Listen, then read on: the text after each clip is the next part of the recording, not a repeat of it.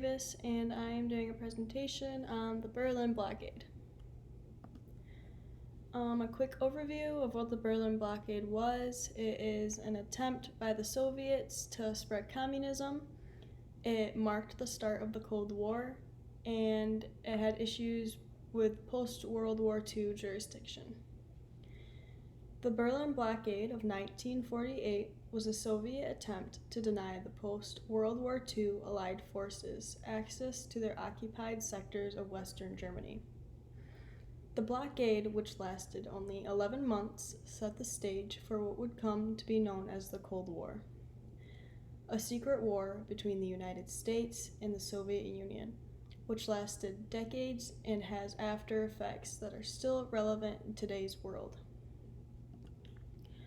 When it took place, the Berlin Blockade started June 24, 1948, and ended on May 12, 1949, a total of 11 months of being in a blockade. Who was involved? Britain, France, the United States, and the Soviet Union. The first party involved in the occupation and monitoring of post-war Germany were Britain, France, and the United States, also known as the Allied Forces. Each of these countries played a vital role in winning World War II and the reconstruction of Germany as a country. After the war, Western Germany was divided into 3 sectors, each run by one of these 3 countries. During this occupation, the countries oversaw the restabilization of the German economy and the reorganization of society now that the Nazi regime had been eradicated.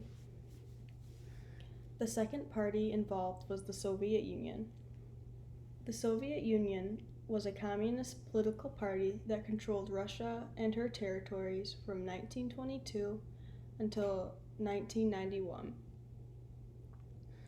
The goal of the Soviets was to promote and spread communism throughout the world. During World War II, the Soviet Union, also known as the USSR, fought the Germans from the east and worked together with the Allied forces to defeat the Nazi regime. After the war, the USSR was one of the most strongest nations in the world and also took part in the effort to monitor and stabilize post-war Germany. How did they decide to help rebuild Germany?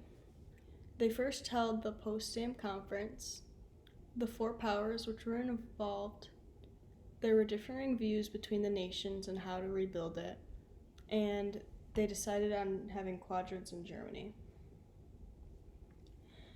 After World War II, the United States, Britain, and the Soviet Union sat down at the Potsdam Conference. Soviet leader Joseph Stalin, British Prime Minister Winston Churchill, and the United States President Harry Truman discussed what was going to happen to Germany. The Potsdam Conference started July 17, 1945, and ended on August 2nd of 1945. The goals of the Potsdam Conference were to discuss post-war details, peace treaty issues, and what is going to happen after the war. The 4 powers at the conference decided each to take a quadrant in Germany to help oversee what was going on and to help guide them in the right direction. The Soviet Union did not agree entirely on the Potsdam Conference outline. The Soviets believed that Germany needed to pay for what happened during World War II, but since the United States and Britain controlled Germany, the Soviets were forced to comply. According to John McLean, Stalin said in a June 1945 meeting, Stalin informed German communist leaders that he expected to slowly undermine the British position with their occupation zone, and that the United States would withdraw within a year or 2, and that nothing would stand in the way of a united Germany under communist control within the Soviet orbit. Stalin believed that Germany was his for the taking. The quadrants. They were made up of the 4 zones, 4 different powers, and they were made to basically help Germany grow. During the Potsdam Conference, the nations concluded that Germany should be divided into 4 quadrants: one overseen by Britain, one overseen by France, one overseen by the United States, and one overseen by the Soviet Union. Germany was divided into 4 zones following the provisions of the Potsdam Agreement. France in the northeast, the United States in the south, Great Britain in the northwest, and the Soviet Union taking up the east. Each sector had its own governing ideas that they each agreed to follow. The main goal of taking over the quadrants was to help Germany's economy grow again. The Allied occupational goals were to help rebuild Germany, to have a new trade partner, and to stop the spread of communism. The Allied forces had goals when they first decided to occupy post-war Germany. 3 of the most prominent goals were to rebuild the German economy, destroy Germany's military capabilities, and to establish a democratic political structure in Germany. The Allies all saw Germany as a possible trade partner in the future, so long as another war was not started. To their dismay, the Allies all witnessed the industrial prowess and diligence of the German people during the war. Germany was brilliant at creating and manufacturing machinery and other industrial goods in a very short amount of time. This attribute was very inciting to the Allies, so they made it a goal to rebuild and stabilize the German economy in order to hold them as a trade partner down the road. But with that in mind, the Allies also knew that the industrial strength of Germany could and have been used to do terrible things and cost the lives of tens of millions of people. So the Allies decided that it would be wise to negate any possibility of Germany rebuilding their military. With the Treaty of Versailles, Allied forces imposed strong restrictions and regulations on Germany, barring them from forming a new military. And finally, the Allies wanted Germany to adopt a more westernized political system to bolster their ability and to ease trade with the country. So, in 1949, West Germany formed the Federal Republic of Germany, or the FRG, which was a parliamentary democracy based on the structure of the one used by the UK. Soviet occupation goals were to weaken Germany, gain industrial equipment, gain technological advancements, and to spread communism. As for the Soviet Union, they held many different goals for their occupation in Germany than the Allies. While the Allies wanted to rebuild Germany, Stalin did not. Stalin felt that Germany owed their entire existence to the USSR as reparations for the war. One goal that the USSR had for Germany was to weaken them through war reparations in the form of money and resources. Receiving these reparations at no cost would be a tremendous advantage for the USSR while crippling the German economy. The Soviets hoped that the Allied powers would end up leaving so the Soviet Union could control the entire city to spread communism. Germany's industrial and technological power. One of the most important reparations that the USSR wanted to capitalize on was Germany's industrial equipment. Opposite of the Allies, the Soviet Union wanted to strip the country of their industrial abilities and take it back to Russia. This would weaken Germany even more and increased their reliance on the Soviet Union. Another German object of extreme interest to the USSR was Germany's technological advancements. During World War II, German scientists had created groundbreaking technology to aid their war effort. Everything from weaponry to orbital rockets. Both the Allied forces, mainly the United States and the USSR, wanted to acquire these technological features. On the US side, German scientists were brought to the United States. The United States pardoned of war crimes and sent to work for the government, most famously NASA. The USSR did the same thing. German scientists were taken and used to work for the state and government facilities to continue their work, just for the Soviet Union. But in all, the main goal of the USSR and occupied Germany was to weaken the state enough to where they were totally dependent on the Soviet Union and adopted the Soviet's Communist Party. This goal eventually panned out for the Soviets in 1949 when Eastern Germany formed the German Democratic Republic, or the GDR. The GDR was a Stalinist party modeled after the communist regime of the USSR. What led to the blockade? Hatred of communism from the West, hatred of the democracy from the East, and occupation zone dispute. The Berlin Blockade started due to high tensions in Berlin between the Allied forces and the Soviet Union. Two of the nations, the United States and the Soviet Union, were butting heads about everything from governing policies to political systems. These tensions mainly arose due to the hatred between the countries that had two very different political systems. The Soviet Union was a communist nation that despised democracy, and the United States was a democracy that was extremely anti-communist. The beginning of the blockade was due to occupation zone disputes, post-war reparations, and a new form of money being created. So, after years of butting heads with one another, the Allied powers in Berlin decided to unify all of their occupation zones in Germany into a single unit. The Soviet Union did not agree with this.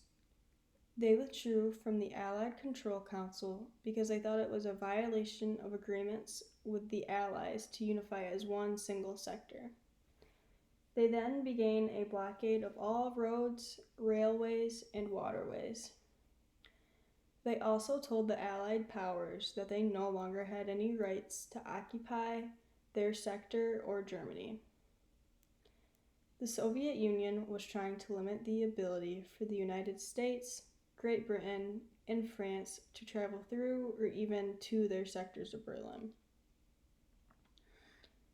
The Soviet Union did this because they felt like they weren't going to get the post-war reparations that they originally wanted.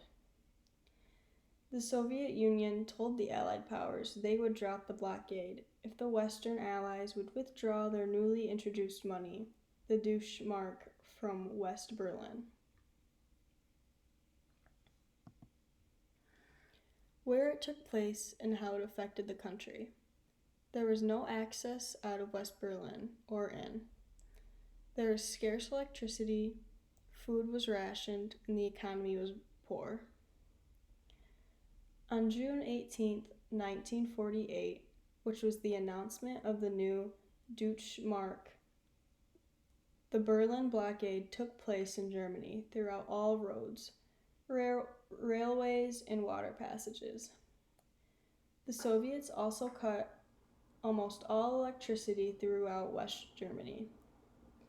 This not only had a negative effect on the travel between the two sides, but it also had an enormous negative impact on the distribution of goods between them. The blockade was an attempt to starve out the Allies so the Soviets could spread communism throughout Germany. Stalin wanted Germany to remain weak, so it would be easier for him to spread communism throughout Germany.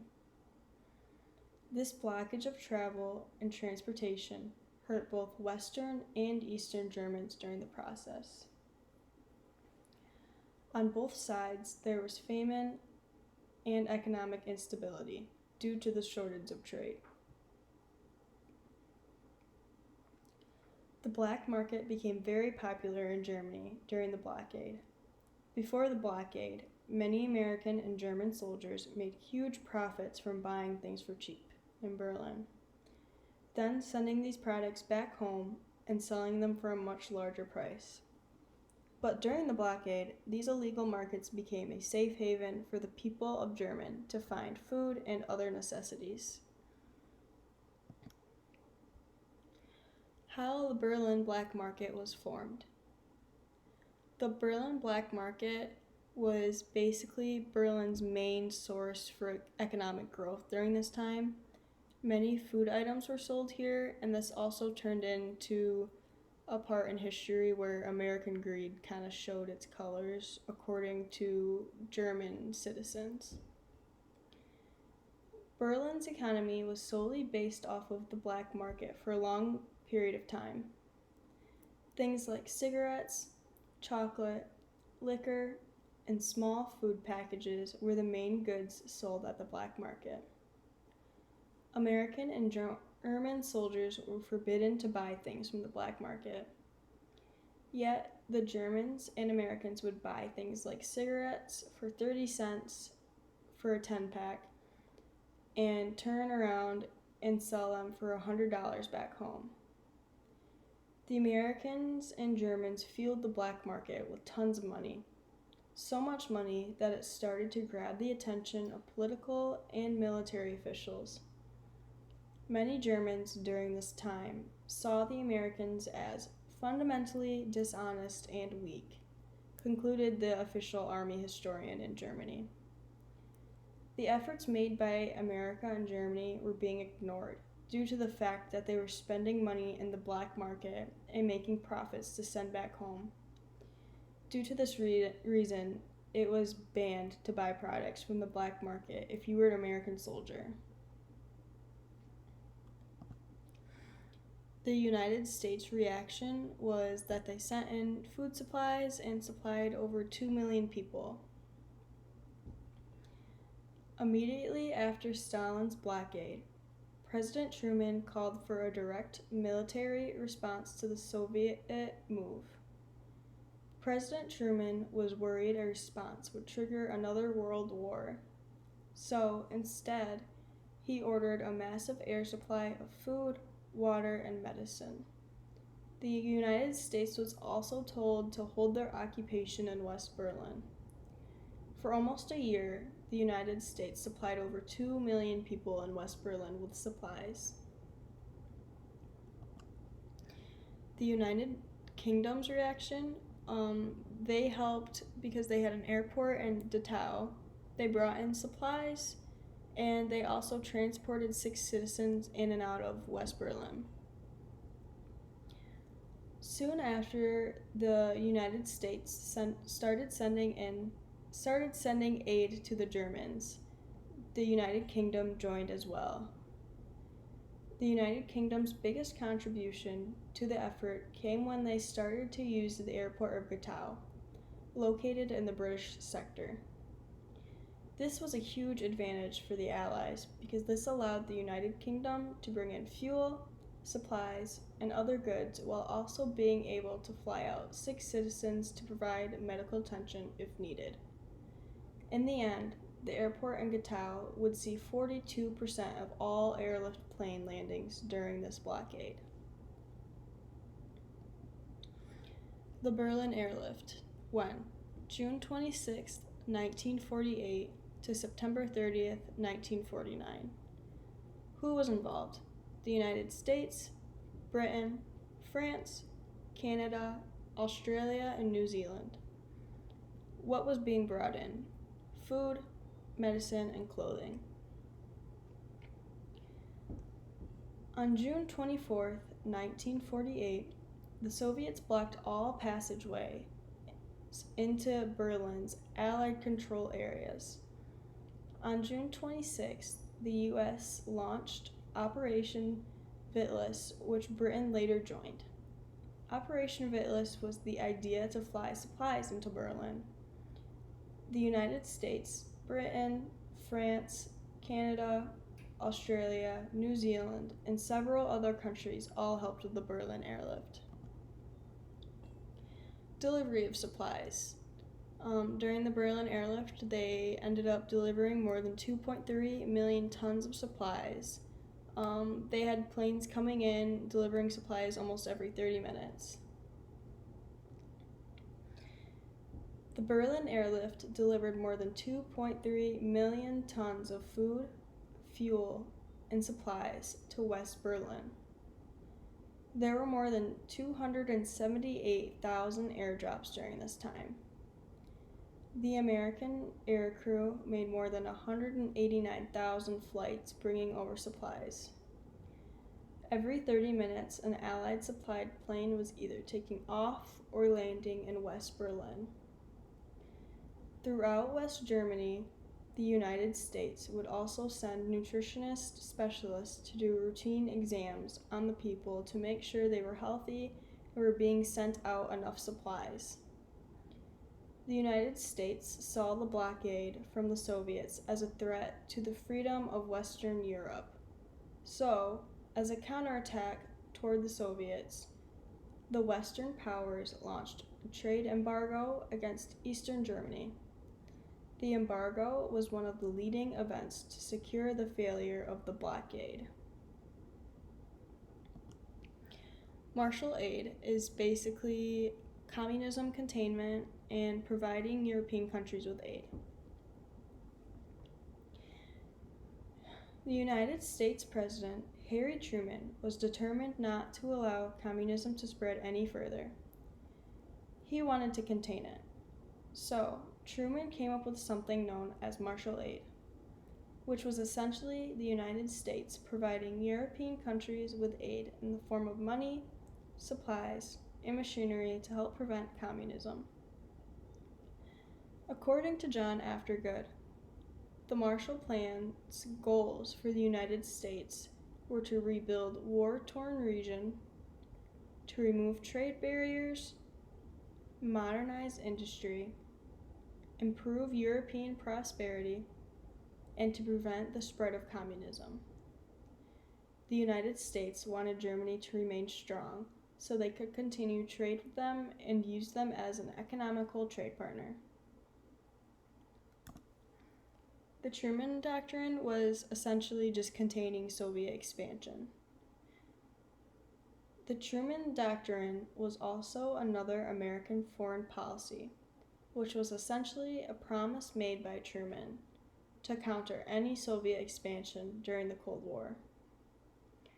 President Truman pledged to combat any communist advancement on another country by rendering security and aid to that specific country.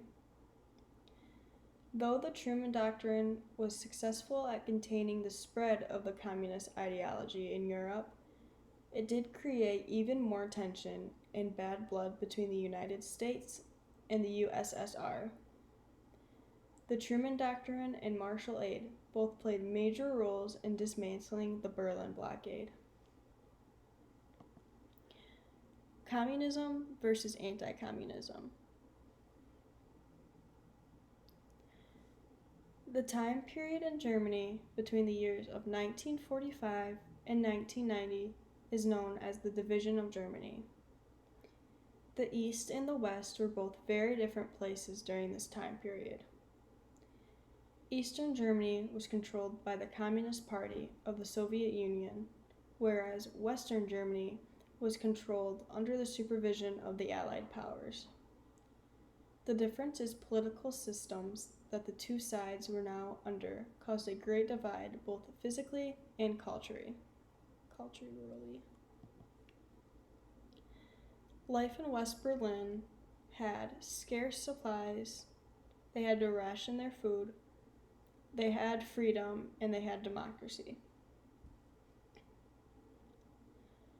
Life in West Berlin was far from easy.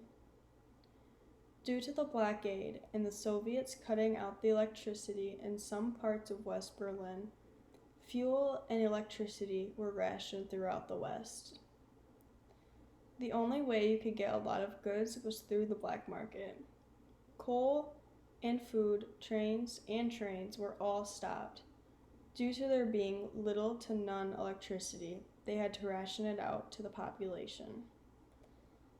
Later on, after the blockade was lifted, life in West Berlin was flourishing.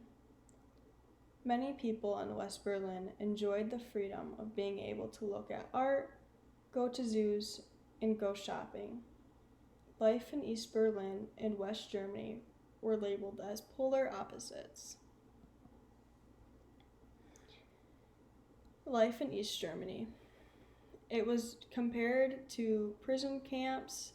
They had a poor economy, and they were under constant surveillance. Life in East Berlin was compared to visiting a prison camp. It is said that there would be multiple guards and patrol cars riding around through East Berlin on their routine watches. The economy was terrible, and many lootings took place by the Russians during this time. After the blockade was lifted, life in East Berlin did not get any better. Once the Berlin Wall was put up, there were guards on constant surveillance, armed on the border, who were authorized to shoot anyone attempting to escape into West Berlin. The houses were almost all identical, gray, small houses. Many people in East Berlin would be brought into questioning if the government heard them speaking badly about it. It wasn't until the blockade came down that things would somewhat become normal again. The end of the Berlin Blockade. 1. May 12, 1949. What happened? A celebration from the people and continued support from the Allies.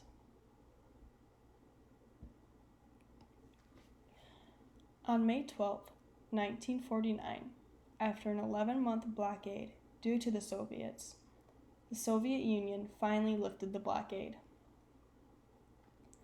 1 minute after midnight, a British train immediately drove through the West, Germany, and an enormous crowd celebrated the end of the blockade. Due to there being a massive airlift from the United States and British that carried a lot of supplies to help support the 2 million citizens living in West Berlin, Stalin decided he couldn't do it anymore. Even after the blockade was lifted, the United States continued to bring supplies into West Berlin until September 30th, just in case the Soviets came back and started up the blockade again. It was also an effort to build up a year's worth of supplies for West Berlin. Aftermath of the blockade was ultimately the Berlin Wall, division throughout Germany, and NATO. The Berlin Blockade ultimately caused the Berlin Wall, which led to an even greater division in Germany. Many families were divided when the Berlin Wall came up, and there was a great deal of division. Stalin was ultimately humiliated because many of the Eastern Germans were fleeing to the western parts of Germany, where they were treated much better. At the end of the blockade, many Western European nations agreed to create NATO, which is an agreement to help the members of the committee if communism were to ever spread again. It is essentially a military alliance between Europe and North America that provided security against the Soviet Union. Germany separated. Germany remained divided until 1990. Berlin remained under control of Soviet territory in the east.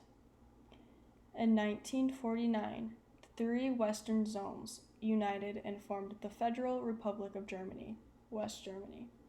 And in East Germany, the Soviets formed the German Democratic Republic.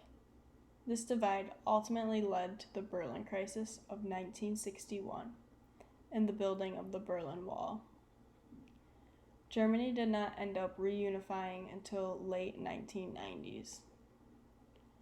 After the Berlin Wall came down, an all-German election took place. This was ultimately seen as the end of the Cold War. Conclusion. German population divide and the spread of communism stopped. The Berlin Blockade was just the start for the German population to be divided. Years later, the Berlin Wall will later be put up to try and spread communism throughout Germany again. This war throughout Germany is essentially seen as democracy versus communism. The aim for the Soviet Union to starve out the western sectors failed miserably. Throughout this time period, many Allied nations succeeded in trying to stop the spread of communism.